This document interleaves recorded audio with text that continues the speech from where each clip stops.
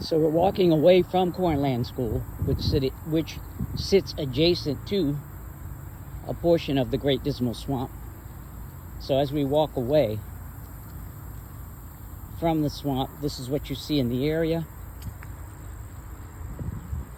We'll get to see a portion of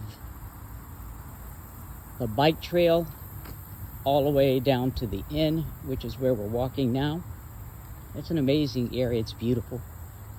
Lots of green, lots and lots of green. And what we're walking towards now is the bike trail.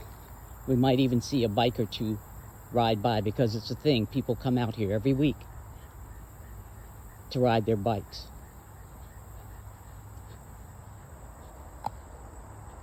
And there's an old wooden structure there.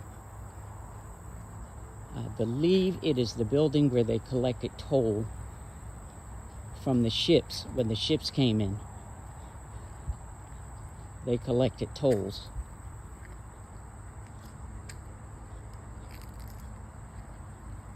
So that's this building here.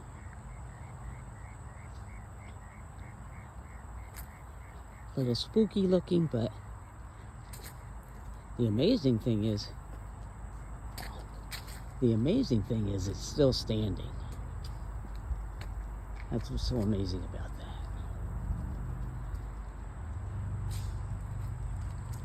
that. And we have the bike trail. People bike, hike, walk their dogs. This is it. We'll look down the bike trail. Oh, nobody's coming, but this is where they bike. We're looking out opposite direction. They may be about done for today, but this is the bike trail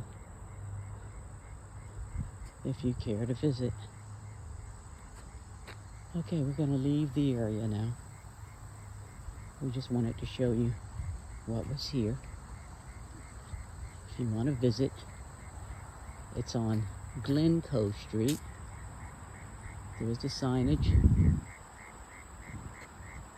Glencoe and the Dismal Swamp. This is where you want to come to. This is it. Peace and quiet.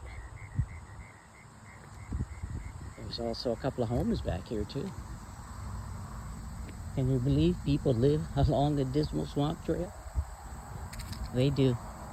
I don't think there's any alligators or bears in this area. Thank goodness for that. But this is part 2 of our visit to the Great Dismal Swamp, the more developed area. And we should point out that people actually lived here for 13,000 years. Indigenous people lived here. Yes, they did. To make it a little more comfortable for themselves, they put in drainage, things like that. Whatever they could to survive here on the Great Dismal Swamp. So this is part 2. Hope you enjoyed this end, the northern end